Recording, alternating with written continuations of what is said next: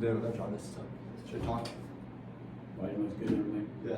So today we're going to talk about what we like better, Spider-Man or Doctor Strange. And Spider-Man No Way Home or Doctor Strange 2. yeah, so we had a little conversation before, but we decided to pick up the camera. We're sitting there trying to work, be productive, and Don brings up Marvel stuff, and so we got distracted. Yeah. So we're going to take this opportunity and turn it into a positive. Yeah. So he asked me what I like, Doctor Strange 2 or Spider-Man No Way Home better.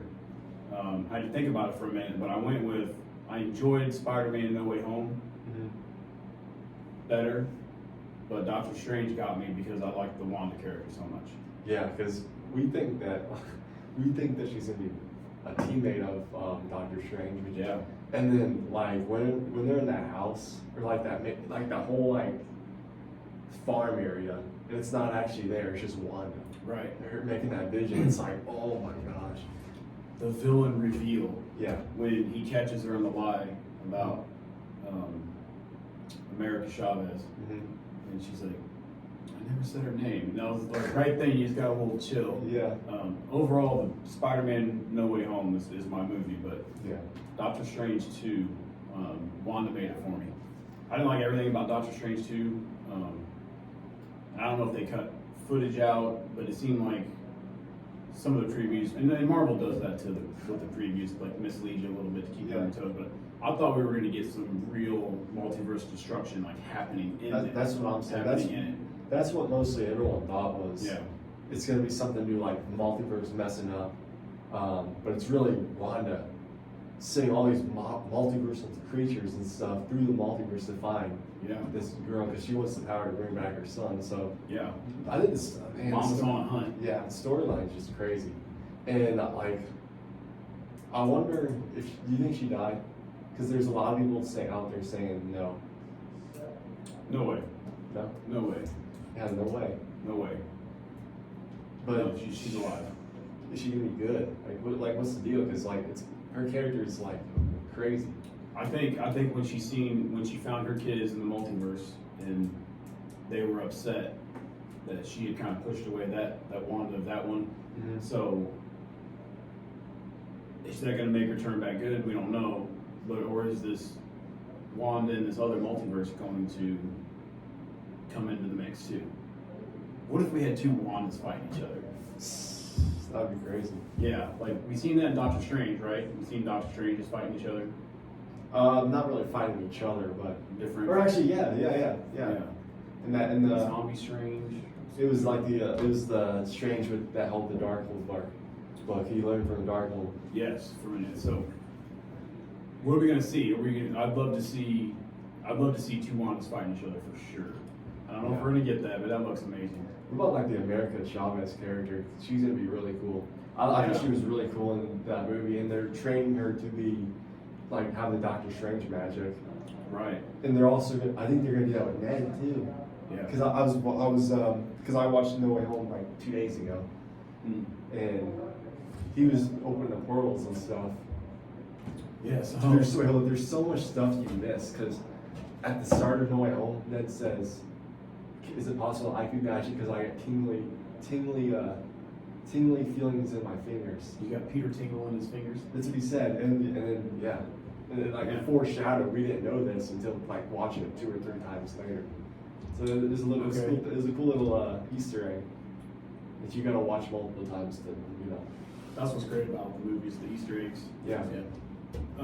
I used to want to like get on all the like your Screen Crush and all that and find out all the Easter eggs and stuff like that. But now I want to rewatch the movie in my own time and kind of find it myself, kind of like what you just did. Yeah. That's more, because it's almost like a little spoiler. Like they got them all picked out for you. I kind of like discovering myself. Like going back and watching Age of Ultron over and over. There's so much in that movie. It's such a transition movie, and it sets up the whole rest of the franchise. It does. Yeah, kind of like Chamber of Secrets. Over the last year, my favorite Harry Potter movie has gone from Half-Blood Prince to Chamber of Secrets. Yeah. Mostly because of him. I love it. That's probably my favorite too. Yeah. What's your favorite? What's your like going off topic? But what's your favorite scene in that Chamber of Secrets? Or is it not even just a scene? It's like it's more like the spooky vibe. You know, how it's like the music's just like Yeah. it's just like the spooky vibe of it is just Chamber of and that Secrets. with the Prisoner of Azkaban too is great. That's what I like about both of them. And those are probably my top 2 movies. My favorite scene in Chamber of Secrets is when Harry's talking to Tom Riddle through the diary, and it sucks him in, and then yeah, that's because it's like because when the first couple times I watched the movie, like I didn't put Tom Riddle and Voldemort together. Yeah. And then I watched it and I'm like, okay, so we're getting to see Voldemort at 16. Like you get to see how kind of slimy he already is, and backstabbing, and super smart, super intelligent. Like it all fits. Like most villains are really, really smart. Mm-hmm. I think my favorite part was when he starts speaking to Parson Tom, and then everyone's just like, oh, when he's battling Malfoy on the table. Yeah, and then he starts speaking that different language, and everyone's like, "What is?" I remember the first time I watched that, I'm like, That's a good one too. Yeah. Yeah, I'm like, what's going on? What is he doing? Because when he was speaking to the snake in the first one, we thought nothing of it, you know. So man. Yeah, when you see it in the first one, you're just like, well, maybe wizards can just speak to snakes. Yeah. And he didn't do the actual apostle tongue. He was just Yeah, and he was just speaking. Yeah, so that's why I'm like, what's going on? That's a good one. Yeah. Yeah. But yeah, I think we're cut it there. Spider-Man No Way Home. Spider-Man No Way Home. It's definitely a better movie just because it's got all those classic villains, and it's got the 2 other Spider-Mans in it. That's what I enjoyed it because. Okay, so I got 2 opinions on it. Okay.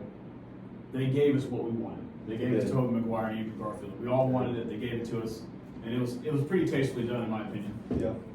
But now that I've had it, I'm like, I don't know if I need it all the time. Like I don't know if I need like multiple universe characters jumping into one movie all the time. Like I don't think that needs to happen a lot. I like it in that small little dose. Like if it doesn't happen for like 10 more Marvel movies / Fox movies, we got X-Men and all that stuff. And if it doesn't happen for a while, like a bunch of but I just talked about Wanda and fighting each other. But I don't know if I need the big Spider-Man team up based off all those universes. I know they're trying to mix in. I know a lot of it had to do with probably rights. Like Sony had certain rights to Spider-Man, and then Marvel's trying to get it. So they're able to do more things now, which was really cool.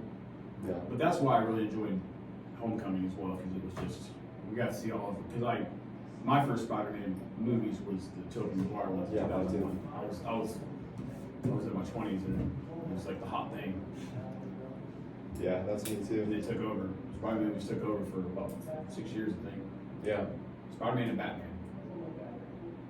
They're the main ones. But yeah, we're kind of there. We're back. We're getting some people on, talk about business stuff. Yeah, we're lining up guests, but we don't have anything in stone as far as our other channel. If you follow us on TikTok on D&J Inc., you'll see what we're doing over there. Yes, go follow us on TikTok. But we're mixing in some podcasts too, because we still like to talk about Marvel stuff. And we really haven't liked a lot of the new stuff, the series and stuff like that. We've given it a try, so we've kind of like turned a different direction on things to talk about. Yeah. We're not as into it as like we were Phase 3. Phase 4 has been a little bit different. What do you think of this? Before we end this, what do you think about the series? They're doing something new, like, or should we just make this in a different podcast? We can do a different one. Alright. Because I can talk about that stuff for a while too. Alright, But see you guys. check out our TikTok, D&J Inc. Follow us on that if you want some other cool content, and we'll see you guys soon.